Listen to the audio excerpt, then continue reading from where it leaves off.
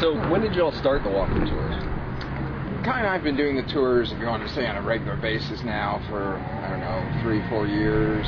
For a few years, there was a gap, and we picked it up again. Okay, cool. I learned so much. I grew up in St. Pete. I'm a fourth-generation native, and I've heard a lot of these stories, maybe, but I've heard them in a very general, overview, and all the little details and stuff.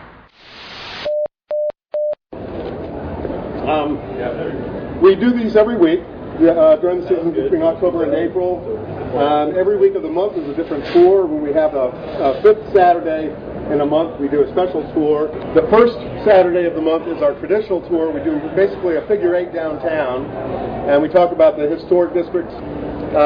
We have about 325 acres in the historic downtown area and 350 some structures.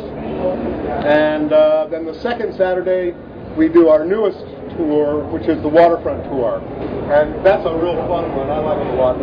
We do our old history, and then we walk down by the waterfront. We talk about the buildings and how the ordinances have changed and allowed for improved architectural styles and more people-friendly environments for these buildings. And you can see it as we walk along.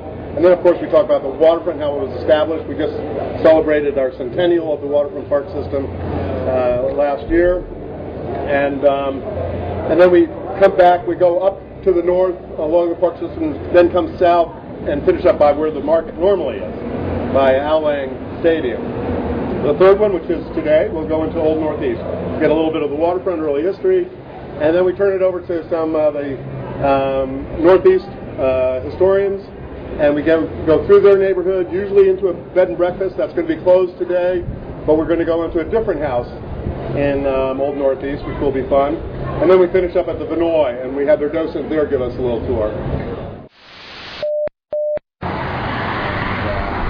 I've been involved off and on a long time with St. Pete Preservation, so as I said, a couple years ago, after we kind of had the gap in the tours, we talked about let's start them up again, and I was interested in trying it out. Kai was interested, so we got started, one tour a month, and now we have it somewhere on Saturday. Yeah.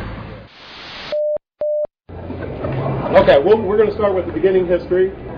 So Demons talks to Williams, and he says, I'm getting an offer to bring a railroad to this part of Florida. How much land would you give me if I brought the railroad to you? Well, Williams only owns 1,200 acres. He doesn't own 4 million acres, just 1,200 acres. But it's all over here on the east part of Point Pinellas. And Williams says, well, I'll give you 250 acres of really prime waterfront real estate. It's only 250 acres. Well, he doesn't care how many. 50,000 acres, 250 acres. 50,000 acres, 250. It's not much to figure out. But still, he goes back to Hamilton Diston and he says, I got another deal. Somebody else is offering me land too. How about you give me an extra 50,000 acres? So I'll have a total of 110,000. Why not? You can't grow without the railroad. Why don't you do it? And Hamilton Diston, he's no fool. He says, if that guy brings a railroad to Point Pinellas, I don't have to pay him a cent. He'll be close enough to me. We'll be able to make it work. And he says, go take your deal with the other guy. So Demons is kicking himself in the butt. He says, oh, well, I played that card wrong. And he comes back to Williams and he says, okay, I'll bring the railroad to you. When do you want it here? Williams says, bring it by 1888.